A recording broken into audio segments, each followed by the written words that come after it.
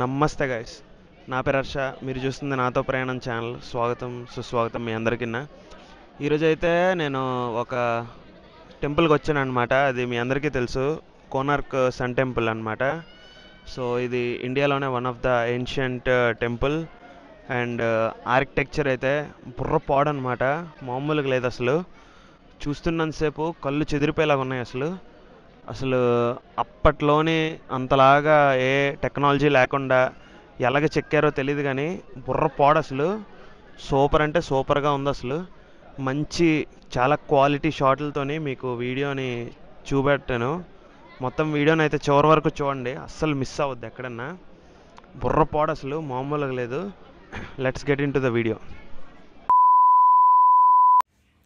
ఇప్పుడైతే మనం కోనార్క్ టెంపుల్ని అయితే చూస్తున్నాం అనమాట. ఇప్పుడు ఇది చూశారు కదా, ఇది వచ్చేసరికి కోనార్క్ టెంపుల్. ఇది సుమారు మన పూరి జగన్నాథ్ ఆలయం ఉంది కదా ఒరిస్సాలోని, అక్కడి నుంచి దగ్గర ఒక 35 కిలోమీటర్ల దూరంలో అయితే ఉంటుంది అనమాట ఈ గుడి వచ్చేసరికి. సో ఈ గుడి ప్రత్యేకత ఏంటంటే, ఇది ఒక సన్ టెంపుల్ అనమాట. ఒడిస్సాలో ఉంది. అప్పట్లో కళింగ రాజుల ఆర్కిటెక్చర్ యూజ్ చేసి మొత్తం అంతా కట్టారనమాట. గుడి అయితే మామూలుగా లేదు అసలు. సూపర్ అసలు.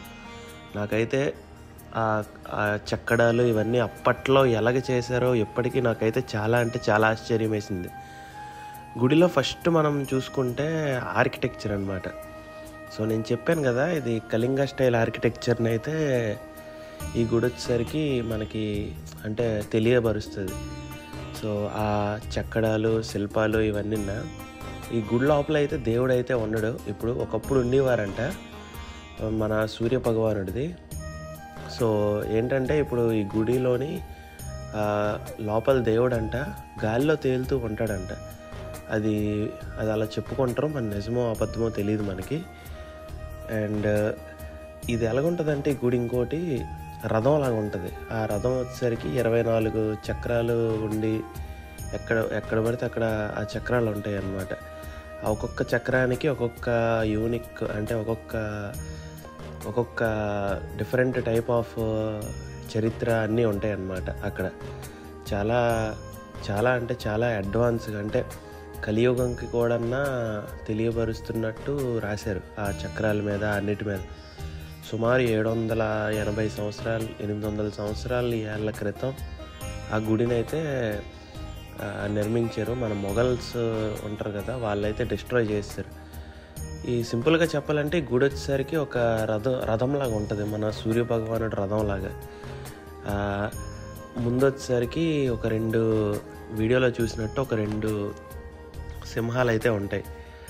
నెక్స్ట్ వచ్చేసరికి ఇక్కడ ఈ గుడి ఇంకొక ప్రత్యేకత ఏంటంటే ఆ శిల్పాలు ఇవన్నీ అవి వచ్చేసరికి ఎలాగుంటాయి అనుకుంటారు, ఎవరు డ్యాన్స్ వేస్తున్నట్టు, తర్వాత మ్యూజిషియన్స్ ఉంటారు కదా వాళ్ళలాగా, తర్వాత జంతువులు, తర్వాత డిఫరెంట్ టైప్ ఆఫ్ బొమ్మలు అన్నీ ఉంటాయి అన్నమాట. ఇందులోని మామూలుగా మన శృంగారం బొమ్మలు అవి కూడా అన్నీ ఉంటాయి. అంటే అప్పుడు కల్చర్ అనేది క్లియర్గా చూపిస్తుంది. అండ్ నెక్స్ట్ వచ్చేసరికి చక్రాలు. ఈ 24 చక్రాలేమో నేను ముందు చెప్పినట్టు మన సూర్యదేవుడు రథంలాగా ఉంటుంది అనమాట. అందులోనే ఒక 12 చక్రాలేమో మన సంవత్సరాలు, అంటే 12 నెలలు. అవి 12 నెలలను అయితే అది రిప్రజెంట్ చేస్తుంది, అంటే తెలియజేస్తుంది. అంటే 12 చక్రాలు 12 నెలలు. అండ్ ఒక్కొక్క చక్రానికి 8 స్పోక్స్ ఉంటాయి అన్నమాట. అదేంటంటే 8 ప్రహారాస్ ఉన్న టైము, అంటే 8 రకాల టైం డివిజన్స్ ఆఫ్ ద డేని చేస్తుంది. అది నాకు తెలుగులో ఎలా చెప్పాలో క్లియర్గా రావట్లేదు. అండ్ లొకేషన్ వచ్చేసరికి ఇది పూరికి దగ్గర 35 కిలోమీటర్లు ఉంటుంది. మేమైతే బండి మీద వచ్చాము. అసలు సూపర్ అంటే సూపర్గా ఉంది అసలు. అసలు ఆ రూటు గట చాలా చల్లగా. అండ్ ఈ కోనార్క్ దగ్గర బీచ్ ఉంటుంది అనమాట. ఈ బీచ్ అయితే ఇంకా చాలా బాగుంది. ఎవరైనా వస్తే తప్పకుండా ఈ కోనార్క్ టెంపుల్ వెనక్కున్న బీచ్ని అయితే విజిట్ చేయండి. అంతే. వీడియో నచ్చితే తప్పకుండా షేర్ చేయండి. ఎవరైనా హిస్టరీ చూడాలనుకుంటే మాత్రం చిన్నపిల్లలకి గట్టి వీడియోని అయితే చూపెట్టండి. Bye bye.